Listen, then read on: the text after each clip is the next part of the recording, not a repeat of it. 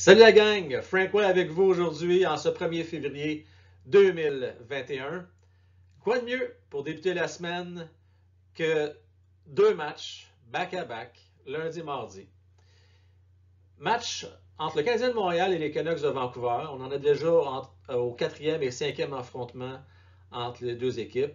On se rappelle que pour le Canadien de Montréal, ça a été relativement facile avec 5 points sur une possibilité de 6, donc 2 victoires et une défaite en prolongation contre les Canucks lors de leurs 3 premiers affrontements.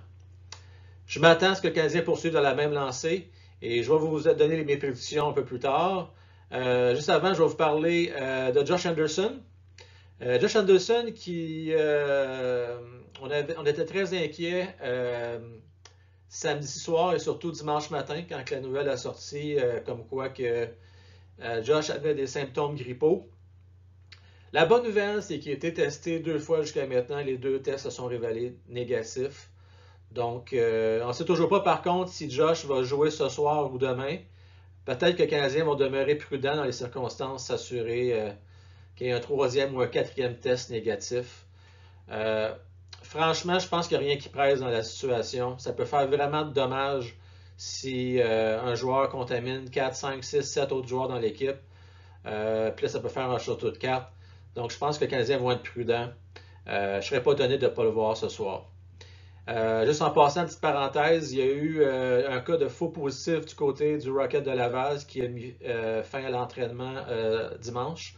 Mais so far, so good, comme on dit, là, pour l'instant, on ne devrait pas s'inquiéter du côté du Rocket de Laval. Pour ce qui est de l'affrontement de ce soir, bien, c'est Price qui a été confirmé comme étant le gardien de but partant. Et fort probablement Oldby, je n'ai pas eu la confirmation encore. Mais d'après ce que. Mon gut feeling, c'est que ça va être Oldby. Donc ça restera à voir. Oldby qui a un départ so-so. Par contre, ce qu'il va falloir prendre en considération, c'est qu'Oldby, c'est le genre de gardien de but qui a souvent des très bonnes performances contre le Canadien de Montréal. Donc, ça sera à voir. Je pense que c'est un bon affrontement ce soir, même si Oldby, c'est plus gardien qu'il était. Je m'attends à un bon affrontement, mais surtout, je suis certain que Price va rebondir. Là. Il va devoir monter son jeu d'un cran. Là. Moi, les premiers matchs de la saison, je vois ça pour lui un peu comme un camp d'entraînement, mais là, il va falloir qu'il step up, comme on dit. Parce que c'est une saison qui est courte. Hein? Et puis là, il y a un backup qui va le pousser. Donc, veut pas, éventuellement, Price va devoir garder les buts à la hauteur de nos attentes, tous et chacun en tant que partisan du Canadien de Montréal. Je prédis une victoire pour ce soir de 4-2 du Canadien de Montréal. Et pour ce qui est de mardi, donc sûrement ça va être Jake Allen du côté des buts, Demko du côté des Canucks. Une autre victoire du Canadien de Montréal, 5-2, tiens, 5-2. Donc 2 victoires back-à-back, 4-2, 5-2. C'est ce que je prédis. Je voudrais juste, avant de parler des sénateurs, pauvres sénateurs qui ont vraiment de la difficulté, là, juste faire un petit retour rapide sur le match de samedi.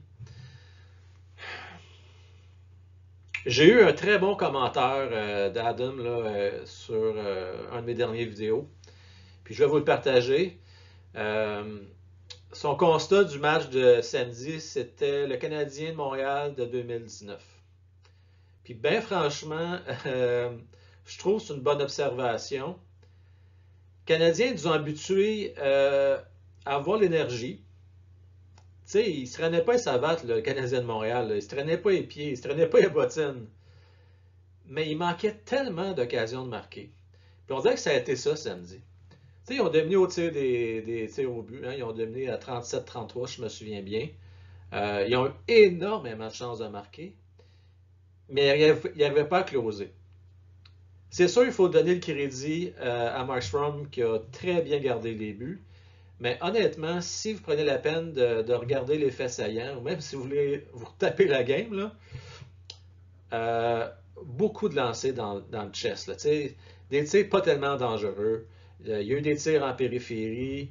Puis quand il y a eu des bonnes chances de marquer à 2 contre 1, à plusieurs, même des 3 contre 1, on n'a pas fait déplacer le gardien de but. C'était des tirs faciles. Donc, j'espère que les Canadiens vont se replacer. Parce que je ne veux pas être négatif, là. Puis je ne veux pas rien enlever au début de la saison, qui est incroyable du Canadien de Montréal. Je persiste à dire que les Canadiens vont terminer quand même deuxième dans la division. Ce qui m'inquiète un peu, c'est que les Canadiens, ils l'ont eu facile parce qu'ils n'ont pas affronté des grands gardiens de but depuis le début de la saison. Donc, j'espère juste que ce qu'on a vu samedi, c'est pas un présage de ce qu'on va connaître un peu plus loin dans la saison, quand on va affronter vraiment des vrais gardiens de but. Ceci dit, on va donner une chance aux coureurs. Ça reste que le Canadien, c'est une équipe qui est bien balancée, bonne autant offensivement que défensivement. Et sur papier, on probablement le meilleur duo de la Ligue nationale. Donc, l'avenir est tout de même très rose pour le Canadien de Montréal. Mais à part Toffoli, je vois pas beaucoup de vrais marqueurs naturels.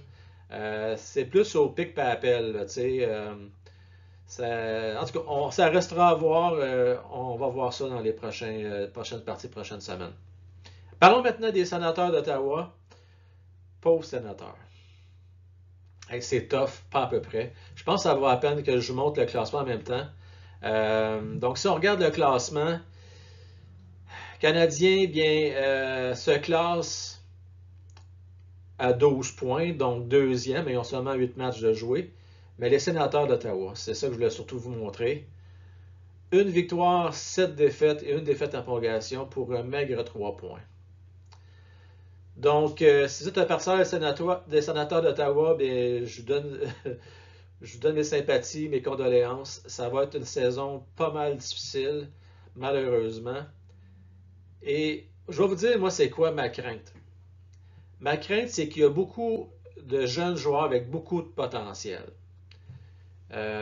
Puis que ce soit des Chabot, des Norris, des Batterson, des Studla, des Tkachuk, bien entendu.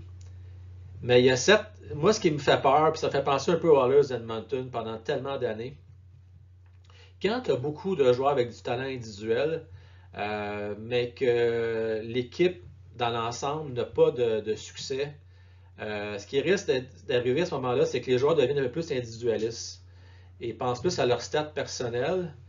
Et ça peut devenir dangereux, ça, parce que ça peut créer des mauvaises habitudes. Donc, j'espère que ce ne sera pas le cas des sénateurs d'Ottawa. C'est dommage parce que j'ai aimé ce que j'ai vu qui a été fait, même si c'est mince, là. Il y a quand même des additions, là, Stephen, entre autres, certains joueurs d'expérience qui ont été ajoutés au line-up des sénateurs d'Ottawa. J'aurais espéré que ça leur donne un petit boost, ça les apprenne à gagner en équipe. Mais pour l'instant, ça semble pas vraiment apporter de résultats. Donc, j'espère que ça va se replacer pour eux parce que ça m'inquiète, franchement.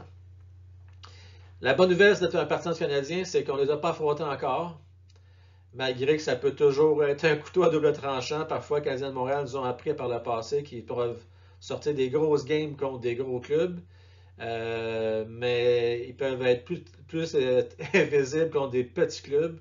Rappelez-vous contre les Red Wings de Détroit l'année passée, ou même il y a 2 ans, c'était leur bête noire, pourtant c'était la pire équipe de la Ligue nationale. Donc j'espère que les Canadiens cette année, je m'attends à rien de moins d'aller chercher au moins 7 ou 8 victoires contre les Sénateurs sur une possibilité de 10 dans la saison. Rien de moins, sinon ça serait une grosse déception. Donc, ça fait un peu le tour pour ce qui est des Sénateurs d'Ottawa. J'espère qu'ils vont se replacer. C'est sûr que c'est certain qu'ils ne feront pas les séries, mais au moins, s'ils peuvent être un petit peu plus compétitifs, tant mieux pour eux. Et pendant qu'on a le classement à l'écran, j'aimerais juste en profiter avec vous pour regarder ça un peu. Mon optique cette année, c'est que c'est plate, là, mais peu importe le positionnement que tu termines, premier, deuxième, troisième, quatrième, tu es assuré de faire les séries. Je pense pas que l'avantage de la glace va être un gros facteur. Oui, il y a les line-up, les changements de ligne. Mais vu que le Canadien de Montréal est une équipe assez balancée, qui ont 4 lignes quand même relativement équilibrées, c'est pas un gros facteur pour eux. Donc, honnêtement, l'avantage de la patinoire ne va pas changer grand-chose. Puis tu pourrais très bien terminer premier ou deuxième, puis avoir à affronter une équipe qui va être peut-être meilleure en quatrième position qu'en troisième. En tout cas, je ne sais pas si vous me suivez un peu, c'est que les match-ups qu'il va y avoir entre 1 et 4 et 2 et 3, ça ne sera pas un gros facteur. Fait que, ben franchement, après mûre réflexion, je comprends peut-être un peu mieux maintenant pourquoi que le Canadien va faire jouer beaucoup plus Jake Allen que je l'aimerais. J'aurais préféré plus un genre de 45, mettons 45 parties à Price puis 11 à Jake Allen en début de saison, c'est ce que j'aurais aimé. Parce que je rappelle qu'il y a juste à 8 reprises que des matchs, 2 matchs en 2 soirs.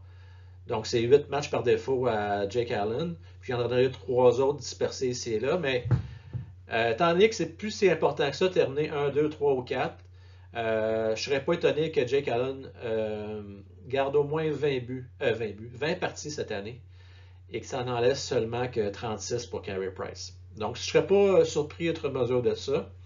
Parce que l'important, ça va être d'être bien reposé pour Price, puis d'entreprendre de très bonnes séries éliminatoires cette année.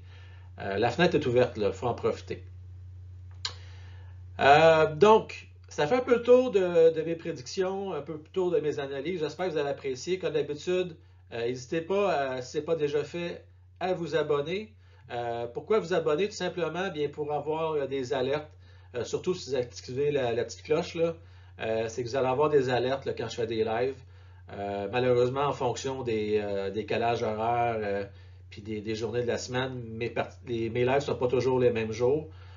Comme là, cette semaine, je vous rappelle que mon live va être mardi à 21h50, donc mardi le 2 février. Puis mon autre ensuite va être samedi à 16h, parce qu'en fin de semaine, vu que c'est la fin de semaine du Super Bowl, le Canadien de Montréal vont jouer leur match à 13h samedi contre les Sénateurs d'Ottawa.